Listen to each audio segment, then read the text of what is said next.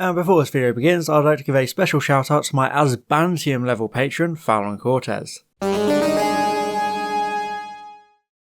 When Stephen Moffat took over Doctor Who, his Christmas specials had started to trend towards a pattern of adapting classic tales from past literature, episodes inspired by A Christmas Carol and The Lion, the Witch and the Wardrobe. However, the Grand Moff didn't want this to become a tradition, so for his third Christmas special, he instead looked to the past of Doctor Who itself for inspiration. Way back in the 1970s, script editor and future science fiction juggernaut Douglas Adams had suggested a storyline revolving around Tom Baker's fourth Doctor attempting to retire from his time and space adventures, and resisting the many calls for him to return. Since the 11th Doctor had recently lost his close friends Amy and Rory, Moffat thought it would be perfectly fitting to revisit this idea. The Time Lord's simply too heartbroken to continue with life as per usual. This core concept formed the basis of 2012's Christmas special, The Snowmen, where a reluctant 11th Doctor is forced into defending the world against the old enemy, the Great Intelligence. The Snowmen is the start of a new era of Doctor Who, bridging the gap between Series 7A and Series 7B, exploring the aftermath of the Pond's departure and setting up new companion Clara Oswald. But is it good? Does it deliver on all these intentions? Well, grab an evil sentient ice cream and don't question me reviewing a Christmas special in the middle of July, because it's time to take a deep dive into The Snowmen. There are two refreshments in your world the colour of red wine. This is not red wine. Oh, yeah! The Snowmen actually has a rather curious distinction of having not one,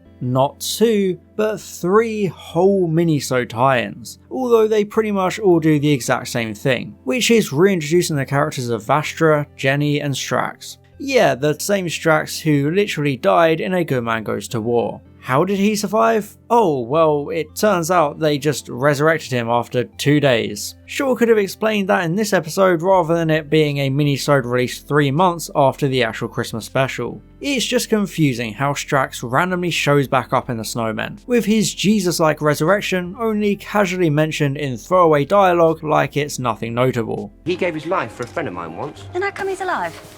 Another friend of mine brought him back. Despite this aspect of the episode treating itself like an episode of AEW, expecting you to know everything from fragmented pieces of media across different platforms, I do like how the minisodes establish the Paternoster Gang. Vastra Investigate shows us how they're doing their own thing in Victorian London, solving crimes and mysteries to the confusion of Scotland Yard. It's a fun little scene, but the most important of these minisodes is the Great Detective, the Children in Need exclusive scene introducing how isolated the Doctor has become. It's a really great insight into this new lifestyle, the Paternoster Gang desperately trying to pull him back in with any kind of mystery or potential threat they can think of. It perfectly bridges the gap between the Angels Take Manhattan and this episode, properly showing us how much the Doctor has changed for the worse. No matter what his friends offer him, he refuses to budge, too bitter and broken to ever want to go back to that life. Given how it's such a core component of the episode itself, introducing it in a short minisode like this is an excellent way to set the tone and establish how long the Doctor's been living with the Paternoster Gang, and refusing to get involved. Indeed, the loss of Amy and Rory has really broken the Doctor and hurt him deep down in a way no other companion departure has done. Even after losing Rose and Donna, he was still able to keep going, but being forced to say goodbye to the Ponds has pushed the Doctor into this life of solitude as he hides away in the clouds. I think this emotional change is shown really well in The Snowmen. The Doctor feels so old and weary in this episode, it's simply amazing. Now, as we all know, Matt Smith was always able to lend a real sense of age and inner darkness to his incarnation of the character, but in this story he dials it up to, well, 11. His nuanced and multi-layered performance sells how ancient this Time Lord is and just how much pain he's endured. It's even reflected in his new costume. Where his previous costume was an eccentric and chaotic mix of clothes showing his scatterbrained and hyperactive personality, this new outfit is a lot more muted and organised. The seriousness of it represents how he's almost lost his heart and his very spirit in a way. The darker colours highlight his bitter mood and grim outlook on life, so I think the 11th Doctor's new outfit shows the character's age incredibly effectively, since he's no longer trying to hide behind a youthful and fun exterior. Since the Doctor is retired, it's up to Vastra and Jenny to question the mysterious Dr. Simeon about his strange institute. Like the minisode setup, they've been doing this kind of thing for a long time, another in a lengthy list of independent alien-busting groups in the Doctor universe. Jago and Lightfoot, the Bannerman Road Gang, Torchwood, and now these three. It really helps to flesh out the world and show the impact of the Doctor, inspiring people to take things into their own hands and carry on his work whenever he isn't around to save the world. However, this time even the Paternoster gang are out of their depth, since Simeon and his Snow plan seem to be unstoppable. This is an interesting decision. Rather than the Doctor saying he's not interested despite still saving the day on the regular, he's completely detached, relying on this trio to do all his work for him. And sure, they can handle it most of the time, but what if they couldn't? What if there was a threat too great for them to handle? That's the premise of this story. Victoria and Clara and the Paternoster gang desperately trying to get the Doctor to help them because no one else can. It's a great usage of the retired Doctor gimmick, really driving the reality of it home. He won't help us. He never helps anymore, you know that. So, what would it take to get the Doctor out of this self-imposed exile? Well, as usual with this show, a woman. Yes, we're curiously introduced to Clara Oswald, played by Jenna Coleman. Those of you with a keen eye might notice that she was already in the show under the name Oswin Oswald. It was a small detail, quite hard to notice. But in seriousness, I do find it weird that they immediately abandoned the idea of giving the Clara Echoes slightly altered names. But I guess it makes sense considering this Victorian Clara was originally meant to be the full-time Clara, until the realities of writing for such an out-of-time character hit the production team. Victorian Clara is simultaneously a horribly accented Cockney barmaid and a prim and proper posh governess. This is actually a great hint at her literally being different people, since it's eventually revealed that she's one of the many fragments of the real Clara jumping into the Doctor's timeline. It also explains why this Echo would happen to bump into the 11th Doctor during one of his rare trips down to the world below, since it's basically just destiny. I love how they immediately have chemistry, basically giving the Doctor a reason to smile again, reminding him of happier days. Over the course of the episode, she slowly starts to chip away at his cold exterior with her infectious energy. She gives him a reason to care about the people below, and it's a really fun through line. Him slowly but surely coming to appreciate her and wanting to help her. It's even shown in a fun little moment of his brain saying to leave Victoria and Clara, only for his body to say he'll come right up. So he's at odds with his very nature and impulses. This is also displayed in a very symbolic moment as Eleven sees himself in a mirror and notices that he's subconsciously put his bow tie back on. Another sign that his icy facade is melting away and he's becoming the Doctor again. Since obviously the bow tie is the most iconic part of the 11th Doctor, so it pretty much just represents him as a person. It's called the TARDIS. It can travel anywhere in time and space. And it's mine.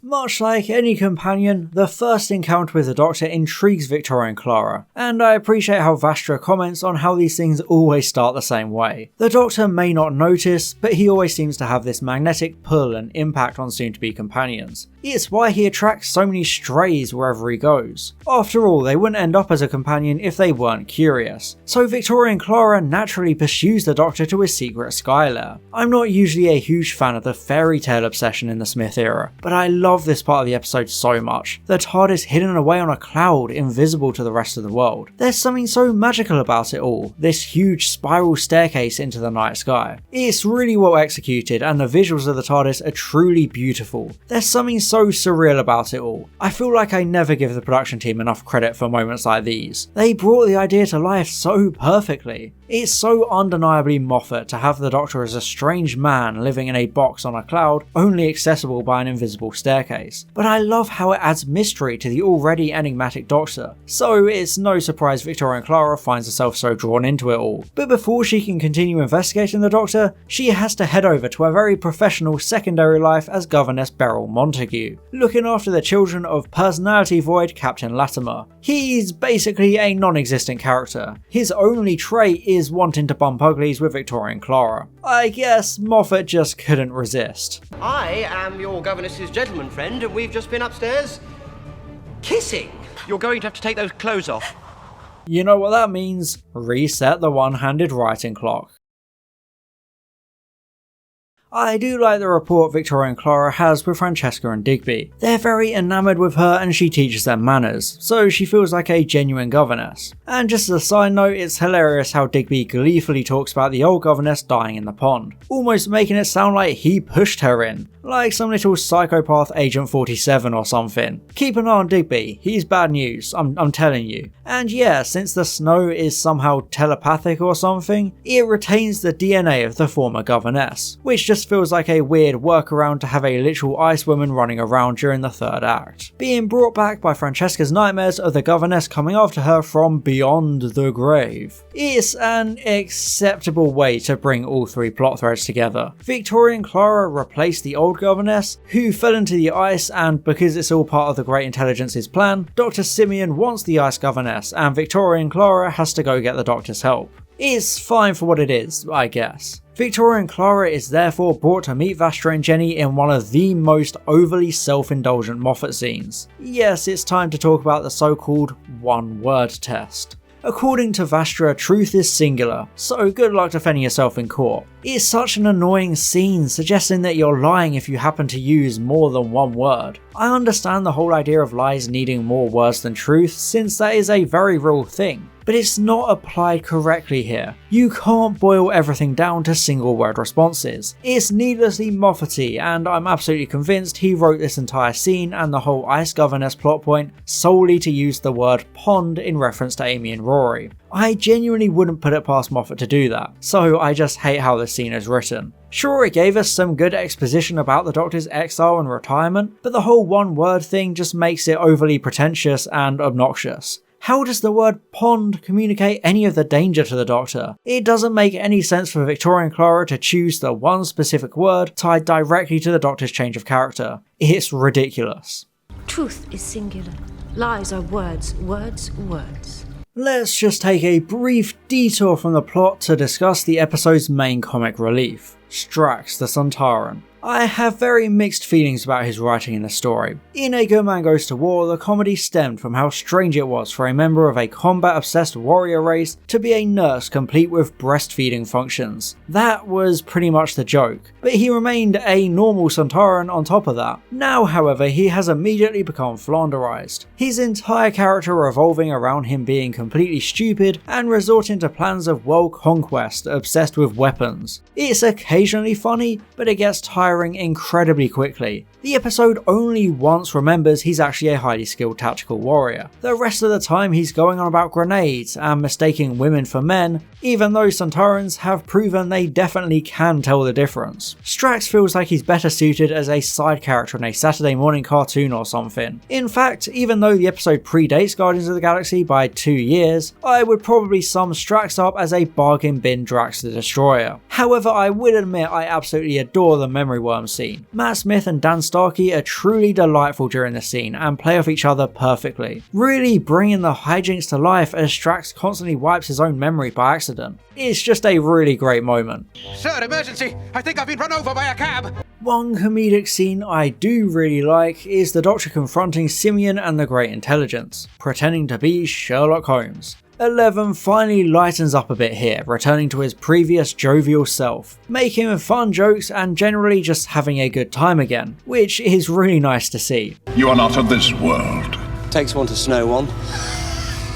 Matt Smith is like a blur in this scene. The Doctor is all over the place in the best way, darting from thought to thought, stumbling through ideas, and it's really entertaining to watch. Him deducing the entire villain's plan without Simeon even managing to get a word in. It's a nice way to represent him embracing his old life once more, and remembering how fun it is to be the Doctor. And yes, the main villain of the episode is the Great Intelligence. Since Moffat wanted to look back into the history of Doctor Who, I don't think this episode really does such a beloved villain justice, but I do like how the Great Intelligence has been whispering poison in the ear of Simeon for his entire life. It's a very chilling way for a villain to begin. His whole childhood influenced and driven by this evil alien entity using him and corrupting him. This is just a lonely and reclusive little boy with no friends. So the Intelligence takes up this position position as a reassuring imaginary friend of sorts, easily gaining Simeon's trust because he's still impressionable. It's also deeply tragic in a way, since his whole life is taken from him by the Intelligence. His entire existence ends up revolving around helping the Great Intelligence to take over the world, so it makes sense that he's so hollow as a person, completely emotionless because he's essentially just a vessel, a pawn in the scheme, and he doesn't even know it. He thinks they're equal business partners. It's definitely a bit sad. 50 years of servitude disguised as friendship. We don't know what he might have ended up becoming without the Intelligence, so it's almost like his future was robbed from him. The Great Intelligence's plan comes to fruition on Christmas Eve, as Francesca's worst nightmare comes to life. Bad CGI. This Ice Governess looks absolutely terrible, and her over-the-top voice acting is very cringeworthy. It's hard to watch, but then again this is also the same show that has had bitchy trampolines and cubes as villains, so I guess I can't be too picky. At least it gives us the Doctor doing a Punch and Judy impression, so it's probably a fair trade. The villain's plan is really weird and a bit needlessly complicated. Somehow the former governess being frozen in the alien ice pond retained her DNA, so can now allow the Great Intelligence to take her form and duplicate, taking over the world because this ice conveniently can't melt. Hey, try telling that to global warming.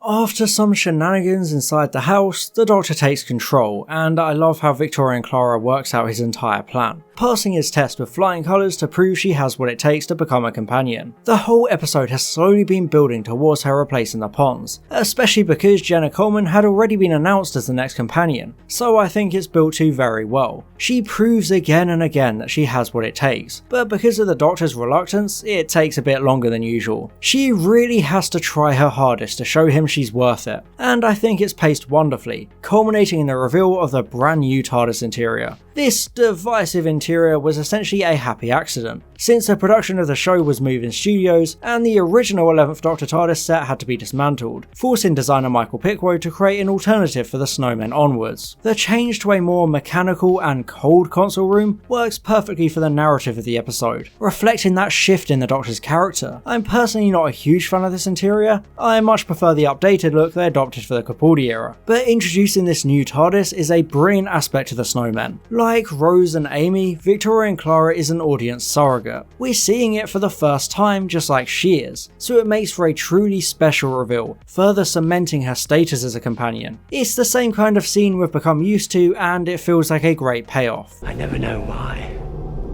I only know who. The Doctor has finally been reinvigorated. Victoria and Clara has helped him see the light and regain his sense of adventure, so him offering her the key is a big moment. He doesn't just do this for anyone, and it takes a lot to change his mind, especially because he's been through so much and refused to ever do this again. He doesn't change back overnight. It's a slow process over the course of the whole episode, and this is finally the triumphant payoff. Which is why it's so tragic that Victoria and Clara is suddenly grabbed by the Ice Governess they'd forgotten about, falling to her death. It's a really emotional moment, the Doctor having come so close only to lose it all yet again. He had only just decided to open up after his lifestyle tore his previous companions away from him, and in a cruel twist of irony, it happens yet again. Victoria and Clara dying and the Doctor in denial, blaming himself because she wouldn't have gotten involved if it wasn't for him. He refuses to accept it at first because he can't bear to go through this again. And it's also a shocking moment for the audience, once again subverting expectations like in Asylum of the Daleks. It seemed like this time they would actually pull the trigger on Coleman as the new companion, so you spend the whole episode expecting her to join the Doctor and fly off into the universe. But once again, her character is shown to be a one-off, and I think that works perfectly for the overall narrative of the Impossible Girl. However, I do think her dead body is a bit too Doctor Who-ified though. She literally fell from the sky. I'm not asking her to be a bloody puddle of guts and shattered bones on the floor, or to have her limbs twisted and contorted into ungodly shapes, but surely they could have at least included some cuts and bruises or something to show her injuries, rather than her being completely unscathed for no reason. I love the anger 11 directs towards the Great Intelligence, showing up in the office and absolutely destroying the villains with facts and logic, rendering them to pathetic children cowering in fear. Richard E. Grant does a phenomenal job here. The whole episode he has carried himself with such authority and status, but now he's so meek and small. It's incredibly acted. There's such a subtle, quiet venom to Smith's performance in this moment, but Grant really needs to be commended for being on the receiving end of that. They're both incredible actors, and whilst Grant is wasted in this episode, this scene shows just how good they can be when they share the screen. Indeed, the Doctor tricks Simeon with a memory worm, a clever callback to that earlier scene, so I guess you can call it Chekhov's worm now. However, the scene goes downhill fast with one single moment. Once I was the puppet. Now I pull the strings. This is so unintentionally hilarious and goofy. It feels more like something out of Batman and Robin with Mr. Freeze. I love the idea of the dream outliving the dreamer, but the whole puppetry thing is just so funny. Grant hams it up to an ungodly camp level, and it's just so comical. I have no idea why Moffat thought this would be a good or scary idea. And to make it even worse, the day is saved with the power of emotion. The power of tears is somehow so strong it melts all of the evil snow because of the telepathic field or something. The only force on Earth that could drown the snow. A whole family crying on Christmas Eve. Now, I'm a very sentimental guy myself, but even I think Moffat takes things a bit too far with these kinds of endings. So many of his Doctor Who stories culminate in the power of emotions, and I just think it gets very repetitive and played out after a while. Although I do like the touch of Jenny and Vastra mockingly referring to the ludicrous setups of the previous Great Intelligence stories, since this episode serves as an origin for the villain. It's a cute reference since one of Moffat's favourite classic Who stories was The Web of Fear, a missing story fittingly rediscovered the following year.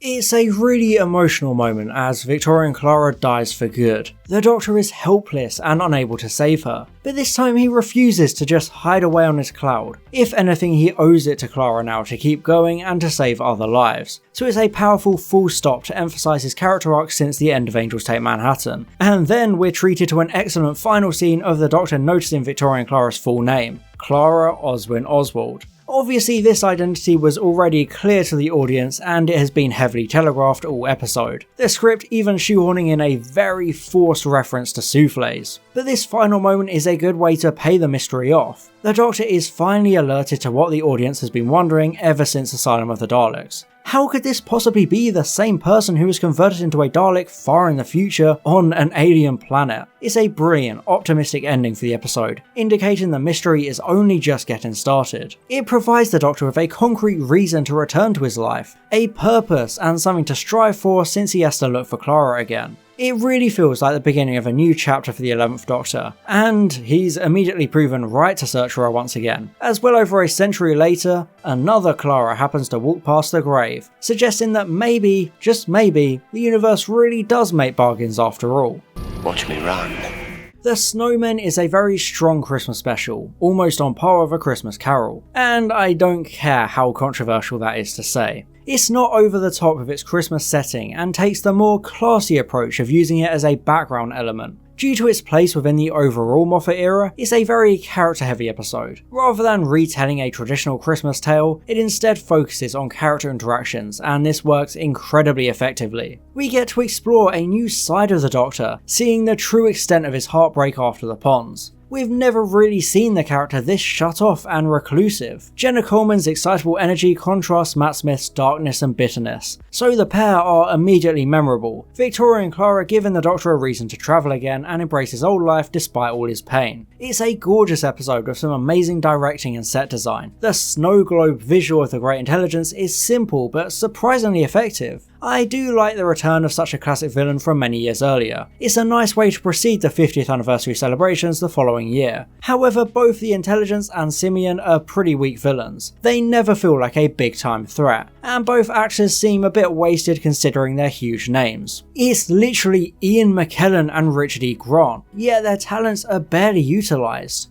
I would give the Snowmen an A ranking on the Series 7 tier list and a B on the Specials tier list. It's an exceptional episode and a great Christmas special. It's pulled down with some of the weak comedy with Strax, and the power of emotion ending is a bit frustrating and overdone, but it's a fantastic prelude to Series 7B, properly introducing the Impossible Girl storyline and transitioning the Doctor's personality into the more morally grey character we see for the rest of the Moffat era. And speaking of, here's where things finally start to get good again. And I'd like to give an extra special thank you to my Asbantium level patron Fallon Cortez, my Diamond level patrons Tom Hibbert and Valtar, my Platinum level patron Keelan Gillespie, and all my Gold level patrons Calvin, Daniel Shillito, Francois AK Line Vortex, Gog Nogler, Herna Verzog, and Luke_SY. Thank you so much for your support.